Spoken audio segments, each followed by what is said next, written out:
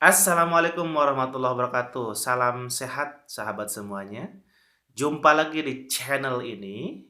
Mudah-mudahan ya channel ini memberikan manfaat buat teman-teman ya, khususnya bagi teman-teman yang ingin mencoba berjualan atau juga teman-teman yang memang berjualan tapi gitu-gitu aja ya. Eh, Income-nya masih sama-sama saja. Jadi sekali lagi mudah-mudahan channel ini adalah menjadikan sebuah solusi buat teman-teman untuk meningkatkan penjualan teman-teman atau bagi pemula ini menjadi sebuah peluang ya buat teman-teman semuanya. Bagi teman-teman yang belum menonton video sebelumnya karena video ini adalah terusan dari video sebelumnya ya. Jadi buat teman-teman yang belum nonton silakan tonton dulu video sebelumnya supaya nyambung apa yang saya sampaikan di video-video sebelumnya dengan apa yang akan saya sampaikan di video ini. Oke? Stay tune dan tonton selalu video ini. Teman-teman, oke, atau sahabat saya sekalian, kemarin saya menjelaskan bahwa memang ada beberapa tips bagaimana menjadi seorang pengusaha yang sukses gitu ya. Dan saya menekankan pada eh, tentang analisa lapangan ya, atau juga analisa tempat di mana kita mau berjualan atau kita sedang berjualan. Karena banyak YouTuber yang memang menjelaskan bagaimana cara membuat sebuah produk gitu kan. Mungkin ya, berdasarkan pengalaman saya, membuat sebuah produk itu ya gampang-gampang susah, bisa dikatakan gampang, bisa dikatakan susah. Tapi kalau hemat saya, kalau untuk membuat sebuah produk, semua orang juga bisa ya, teman-teman. Contoh, siapa sih yang nggak bisa bikin keripik singkong? Kan mudah ya. Tinggal diparut, kemudian digoreng, kasih roiko, enak gitu ya. Atau juga kasih bumbu yang lain. Bikin mie, ya siapa yang tidak bisa? Saya yakin sahabat sekalian juga ketika diberikan training, bikin mie sehari juga bisa, pasti gitu ya. Atau bikin bakso, sehari juga bisa, dan sebagainya. Nah, cuman ketika orang itu atau ketika kita punya sebuah produk, kita bingung nih ya, bagaimana cara memasarkannya. Nah, itu yang terkadang menjadi sebuah kendala bagi semua pembisnis pemula atau pengusaha pemula ya, termasuk saya, ya dulu memang seperti itu ya. Jadi memang merasakan bagaimana sulitnya untuk menjual. Ketika saya bikin sebuah produk tentang kopi ya, atau terbuat dari kopi. Nah, itu juga saya bingung bagaimana cara membuatnya. Saya membuat produk, untuk dijual dari jengkol crispy. Nah, itu juga bingung gitu ya. Jadi kita bisa membuat sebuah produk, tapi yang paling sulit itu adalah bagaimana cara kita menjualnya, gitu. Nah, di sini yang perlu diperhatikan, mungkin teman-teman juga bisa lihat channel-channel YouTube yang lain ya, bagaimana cara menjual sebuah produk gitu.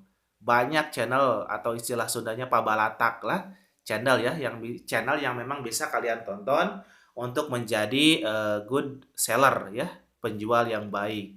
Supaya apa ya? Supaya produk kita laku di pasaran gitu. Tapi yang ingin saya tekankan di sini, teman-teman atau sahabatku sekalian, bukan masalah, skill kita ya, dalam menjual bagaimana gitu. Tapi yang paling ditekankan adalah kita harus benar-benar memahami pasar atau riset lokasi di mana kita berjualan atau di mana kita akan berjualan, gitu. Karena memang, beberapa hal yang perlu dipertimbangkan atau perlu dianalisis sebelum kita, terjun ke lapangan, yaitu berjualan, teman-teman ya. Ada yang berjualan itu kan di pasar, ada juga di toko swalayan, ada juga yang berjualan itu di pinggir jalan, ada juga berjualan yang di kafe dan sebagainya. Nah, di sini teman-teman, boleh kita mempunyai, mimpi yang tinggi, ya, supaya kita menjadi orang yang sukses dalam berniaga ya, kalau kata si Mail yang Upin Ipin gitu.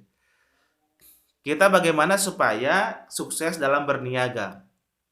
Kita memimpikan rumah mewah, kita memimpikan kendaraan yang mewah gitu kan, boleh silakan ya. Tapi you have to remember, nah itu kan bahasa gayanya ya. Harus ingat bahwa segala sesuatu atau hal yang besar itu pasti dimulai dari hal yang terkecil gitu. Kita contoh lah ya, ada beberapa yang memang bisa menjadikan sebuah rujukan, kesuksesannya. Contoh kan ada yang di Jawa itu atau yang di Sumatera, penjual bumbu jadi ya, itu kan sekarang, sudah punya beberapa cabang gitu. Sudah punya beberapa cabang sehingga rumah mewah punya, itu kan, kendaraan mewah punya dan sebagainya. Ada juga yang jualan gorengan ya teman-teman gitu. Jualan gorengan itu jangan salah gitu. Memang terlihat kecil lah gitu ya, mungkin dari satu gerobak semalam kalau misalkan habis ya, itu paling untung 100, 200, 300. Itu kalau habis semua. Tapi kan kebanyakan nggak habis, apalagi mungkin di masa pandemi seperti ini. Tapi teman-teman kalau misalkan memang dikali beberapa cabang, nah ini tentunya sangat menguntungkan sekali ya gitu. Contoh kita punya 2 cabang, 3 cabang, bahkan 10 cabang. Nah, kali 100.000 aja bersih atau 50.000 aja bersih dalam semalam atau sehari, itu kan minimal kita meraup keuntungan yang menguntungkan gitu ya, buat pemiliknya gitu. Nah, di sini teman-teman, kita harus memahami seorang pedagang bumbu atau seorang pedagang, gorengan, pedagang apapun, mereka pasti melakukan riset terlebih dahulu gitu ya. Melakukan riset terlebih dahulu bagaimana, apakah memang produk yang akan dijual di lokasi tersebut itu akan memang benar-benar, payu atau tidak gitu kan, akan menarik pasaran atau tidak gitu. Nah, memang kita harus memperhatikan sampai ke sana. Kenapa? Karena percuma kalau kita punya produk bagus gitu ya, tapi kita tidak tahu pasaran di lokasi tersebut seperti apa, nah itu hanya akan membuang-buang modal kita saja, gitu. Jadi sekali lagi perhatikan, maka di sini yang akan saya tekankan adalah kalian tentukan dulu nih, jualannya mau di mana? Mau di pasar atau di pinggir jalan, atau di mal-mal, atau bagaimana gitu. Tapi saya ingin memberikan tekanan atau ingin memberikan pembelajaran di video ini buat teman-teman yang khususnya pemula yang baik sudah sedang berjualan atau juga mau berjualan ya. Karena memang research lokasi itu sangat berbeda sekali teman-teman. Contoh, salah satu tips atau juga salah satu cara dalam riset pasar itu adalah ketika kita ingin berjualan, carilah produk yang memang langka di pasaran tapi dibutuhkan oleh orang gitu. Nah, ini memang kita harus berjualan apa dan harus dijualnya di mana. Nah, ini kan pertanyaannya seperti itu gitu, teman-teman. Atau juga kita berjualan barang yang sama dengan orang lain, tapi bagaimana supaya barang kita lebih laku dari yang lain gitu, ya. Contoh misalkan ketika kita masuk ke pasar atau juga ke mall ya, banyak orang yang jualan baju semua, banyak orang yang jualan kerudung semua. Tapi kenapa toko yang satu itu sama-sama jualan kerudung rame, tapi yang pinggirnya sepi gitu. Nah, ini ada tipsnya teman-teman ya bagaimana supaya dagangan kita itu memang bisa laris di pasaran gitu. Jadi sekali lagi tentukan tempatnya dulu karena tips yang tadi yang memang salah satunya adalah apakah memang barangnya harus sama dengan toko sebelah atau memang barangnya harus langka di pasaran. Nah, ini adalah memang tidak bisa ditentukan sekaligus, tapi juga teman-teman harus benar-benar membaca lokasi dan pasar atau tempat di mana kita berjualan, gitu ya.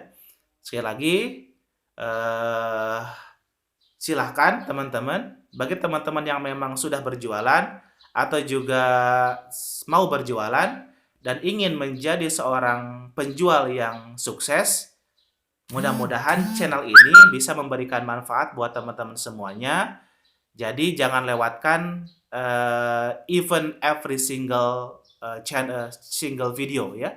Jadi jangan lewatkan meskipun satu video dari saya Mudah-mudahan ini memberikan manfaat buat teman-teman semuanya ya. Salam sehat, stay tune on this video. Jika memang video ini layak buat ditonton, silakan share ke teman-teman yang lainnya. Jangan lupa jika memang berkenan, silakan ya like, comment, and subscribe. Dan saya minta komen yang positif saja ya, supaya kita sama-sama membangun pola pikir positif. Mudah-mudahan dengan kita belajar bersama, khususnya di channel ini, kita bisa sukses bersama juga.